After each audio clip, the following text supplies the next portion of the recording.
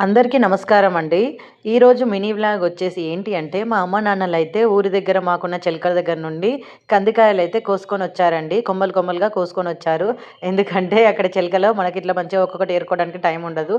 So, కొమ్మలు కొమ్మలుగా అయితే తెచ్చారు. తెచ్చి మాకు గూడా పంపించారు. సో, నేనైతే అన్నీ పక్కన ఒకసారి అయితే పక్కకు పెట్టేసుకొని, ఒక్కొక్క కొమ్మ తీసుకుంటూ దానికున్న కందికాయలన్నీ ఒలుచుకుంటున్నానండి. చూడండి నేను ఈ వీడియోలో ఎలా అయితే ఒలుచుకుంటున్నానో అట్లా ఒలుచుకోవాలి. జనరల్‌గా మీకు గూడా కందికాయలు, కంది కొమ్మలు ఇట్లా ఎక్కడైనా దొరికినా గానీ ఇంటికి తెచ్చుకున్న తర్వాత ఫస్ట్ అయితే ఆ కొమ్మలకున్న కందికాయలు మొత్తం అన్నీ మంచిగా చూసుకొని అన్నీ అయితే తెంపుకోవాలి.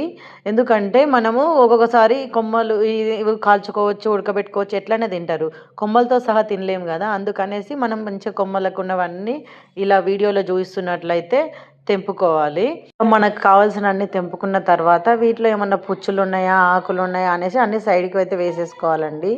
అట్లా అన్నీ వేసేసుకున్న తర్వాత చూడండి నేను వీడియోలో చూసిన తర్వాత ఈరోజైతే నేను ఈ కందికాయలన్నీ తీసుకొని ఒక గిన్నెలో అయితే వాటర్ పోసుకున్నానండి. వాటర్ పోసుకొని అందులో ఈ కందికాయలన్నీ వేసేసుకుంటున్నాను. ఏం చేస్తున్నా అంటారా? కందికాయలు ఉడకబెట్టుకొని తినడానికి ఇదొక ప్రాసెస్ అండి. మేమైతే ఇలా ఉడకబెట్టుకొనే తింటాము. లేదు అంటే ఒక్కొక్కసారి మేము కందికాయలు కాల్చుకొని కూడా తింటాము. కానీ ఈరోజైతే మేము ఇవి కందికాయలు ఉడకబెట్టుకొని అయితే తింటున్నాము. చూడండి వీడియోలో చూపిస్తున్నట్టుగా కందికాయలన్నీ అందులో వేసాం కదా! సో, వాటర్ కూడా వేసేసరికి అన్నీ పైకి ఎగురుతుంటాయి చూసుకోవాలి. అండ్ కిందికి, పైకి అన్నీ కలుపుతూ నేనైతే కొంచెం సాల్ట్ అయితే వేసుకున్నానండి. కొంచెం ఒగరు అనేది ఉండకుండా కొంచెం సాల్ట్ అయితే వేసుకున్నాను. కొంచెంమంది బీపీ పేషెంట్స్ వాళ్ళైతే వేసుకున్నా ఒకటే, వేసుకోకున్నా ఒకటే అండి. ఎందుకంటే వాళ్ళకి కొంచెం తక్కువ తినాలి కాబట్టి. ఆరోగ్యం ఎవరిదైనా ఆరోగ్యమే కదా! సో, అందుకని చూసుకొని ఏసుకోవాలండి ఎవరికైనా. లేదు వాళ్ళు కొంచెం లైట్‌గా తినొచ్చంటే వాళ్ళు గూడా వేసుకోవచ్చు.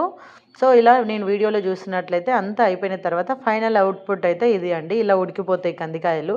చూడండి ఇట్లా చేత్తో పట్టి చూస్తే ఇట్లా ఇత్తులనేవి బయటికి రావాలి. ఇట్లా మంచిగా ఉడికేంత వరకు మనం మంచిగా ఉడకబెట్టుకోవాలి. సరే కదా! కందికాయ అయితే రెడీ అయిపోయింది. ఇంకేంటి ఆలస్యం తినేసేయాలి మరి. వీడియో లాస్ట్ వరకు చూసి వెళ్ళకుండా ఒక సబ్స్క్రైబ్ చేసుకొని కమెంట్ లైక్ అయితే